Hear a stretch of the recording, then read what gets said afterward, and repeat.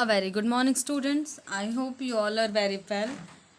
In the previous class, we have completed chapter 3. Now we are going to start chapter 4, that is breathing and exercise. ठीक है, सांस लेना और exercise करना. Okay, so what is breathing?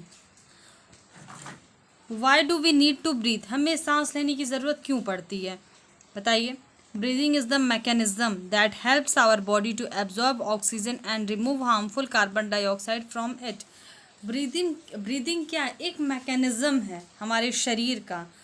जैसे machine अपनी सारी चीज़ें परफॉर्म करती है ना, वैसे हमारा शरीर भी एक मशीन की तरह है. तो हमारे शरीर का एक मैकेनिज़्म है जिसमें ऑक्सीजन एब्जॉर्ब होता है, हमारे शरीर द्वारा ले लिया जाता है, और जो हार्मफुल चीज़ें हैं, कार्बन डाइऑक्साइड जो है, वो शरीर से बाहर निकाला जाता है.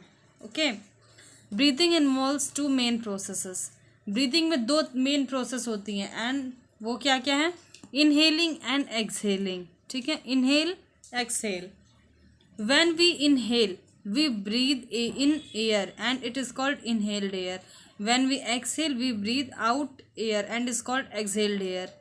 अब देखिए, इसका मतलब मैं आपको समझाती हूँ. जब हम सांस अंदर लेते हैं, ठीक है, तो इसको इनहेलेशन कहते हैं. ठीक है ना.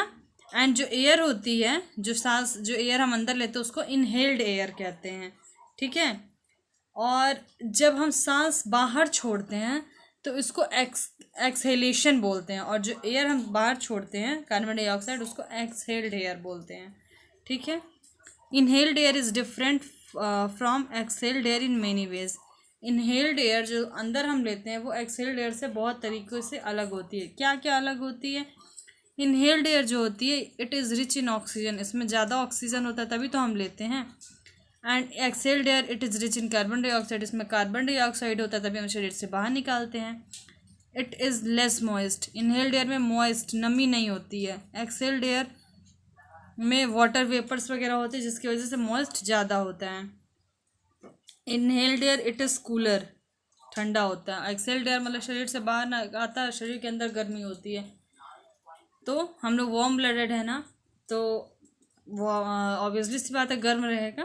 तो ये तीन डिफरेंट चीज़ें हैं. Breathing involves the following organs. Breathing किन किन ऑर्गन्स में इन्वॉल्व होता है, ये हमें बताना है. नोज. देखिए, फर्स्ट वन, सांस लेने की प्रोसेस नाक से शुरू होती है. The nose has two nostrils. नाक में दो नॉस्ट्रल्स होते हैं, दो छेद होते हैं. When we breathe the air enters the nostrils. जब हम सांस लेते हैं तो एयर हमारे नॉस्ट्रल्स के थ्रू अंदर जाता है. The hair inside the nostril traps the dust and other particles, thus preventing them from entering the lungs. अब हमारे नाक में कुछ बाल होते हैं, आपने देखा होगा. तो ये बाल क्या करते हैं? जो डस्ट है या अदर पार्टिकल्स है, उनको अंदर जाने से, हमारे लंग्स तक जाने से रोकता है. आई बात समझ में? इससे जो एयर है वही सिर्फ और सिर्फ हमारे नाक तक पहुंचती है. नाउ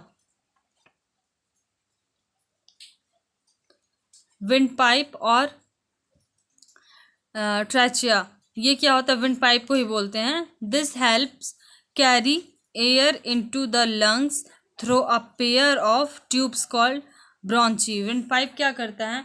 ये एयर को, दो पेयर्स होते हैं ट्यूब्स के, जिसको कि ब्रॉन्च कहते हैं, उसके थ्रू कैरी करता है लंग्स तक. ठीक है. ये देखिए, ये वाली, ये हिस्सा ब्रॉन्ची. अब ब्रॉन्ची क्या होता है? There are two tubes that helps air to reach the two lungs. हमारे टू लंग्स में एयर को पहुंचाने का काम जो दो ट्यूब्स करती हैं, उन्हीं को ब्रॉन्ची कहते हैं.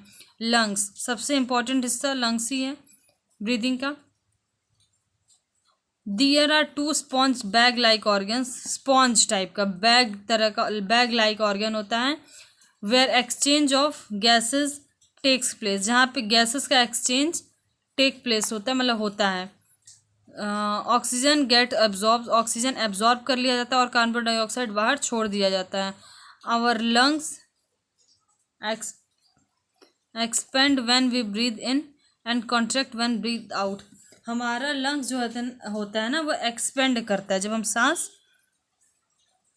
लेते हैं, एंड कॉन्ट्रैक्ट होता है, सिकुड़ जाता है जब हम सांस छोड़ते हैं. ठीक है.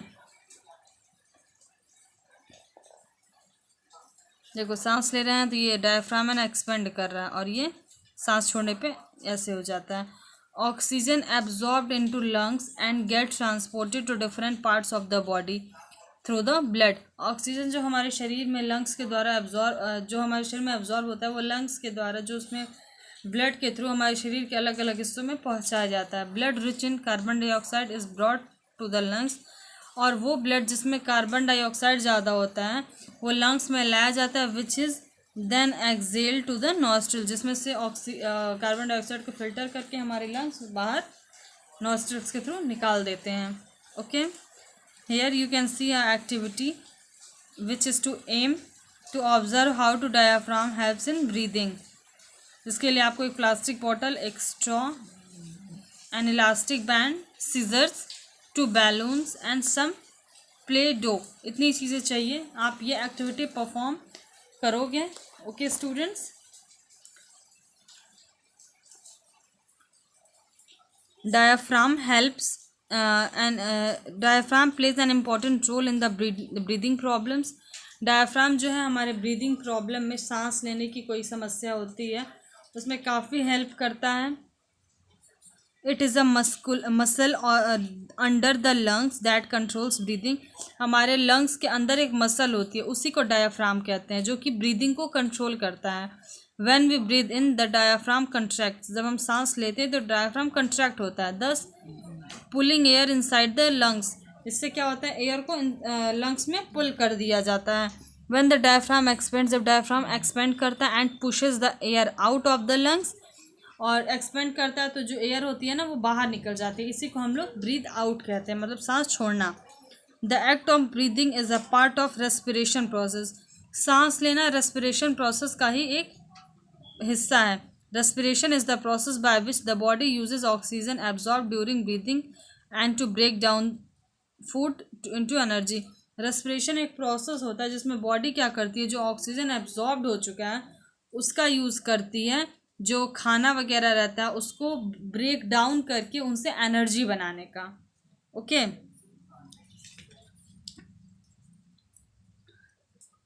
Blow hot, blow cold. Varun's grandfather told him that he used our breath to warm our hands in winter. Varun के दादाजी ने उससे बताया कि वो अपने हाथ जैसे मतलब सांस we use our breath to warm our hands in winter, मतलब क्या करते थे ना, अपने हाथ को गर्म रखने के लिए सांसें छोड़ने वाला काम जो नहीं करता हाथ पे, इससे हाथ थोड़ा गर्म रहता था. while someone use it to cool a hot bowl of soup. जबकि बहुत लोग ऐसे क्या करते थे, सूप वगैरह आया, चाय आया, उसके ऊपर हाथ रखते थे, जैसे गर्म गर्म हवा निकली तो हाथ थोड़ा गर्म हो गया. वरुण इज पजल्ड, वरुण बहुत असमंजस में था. How can our breath be both hot and cold at the same time, कि हमारी ब्रीथ जो है एक ही समय पर ठंडी और गर्म दोनों कैसे हो सकती है. His grandfather explain that in winter, उसके ग्रैंडफादर ने ठंडियों के समय उसे एक्सप्लेन किया. When our breath is warmer than the air outside, we can use it to warm our hands. जब हमारी सांस गर्म होती है तो हमारे अंदर से जो एयर बाहर निकलती है हम उसका यूज़ कर सकते हैं टू वार्म आवर हैंड्स, अपना हाथ गर्म रखने के लिए. हाउएवर, जबकि आवर ब्रीथ इज कूलर, जब हमारी ब्रीथ कूलर होती है, then the hot soup of bowl, मतलब हॉट सूप जो बॉल का होता है उसको फूक फूक के ठंडा करते हैं ना, तो ठंडा हो जाता है.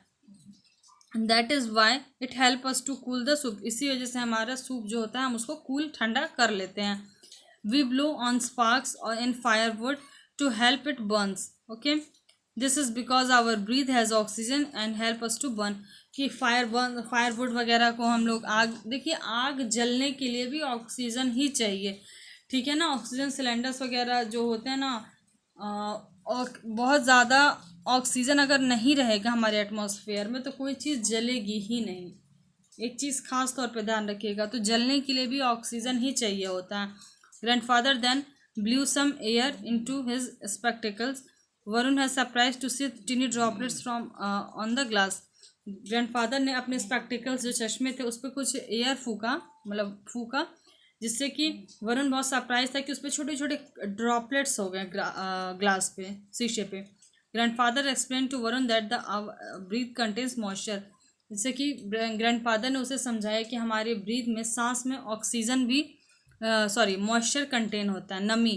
When we blow air into a cool surface like spectacle lens और a car window, the moisture changes into tiny drops of water due to condensation. क्या होता है कि हमारे अंदर गर्मी होती है, जब हम बाहर वो फूकते हैं तो कंडेंसेशन की प्रोसेस होती है, जिससे कि छोटे छोटे ड्रॉपलेट्स दिखाई देते हैं हमें। Okay, so that's all for today. In the next class we will start from exercise. That's all for today. Have a good day.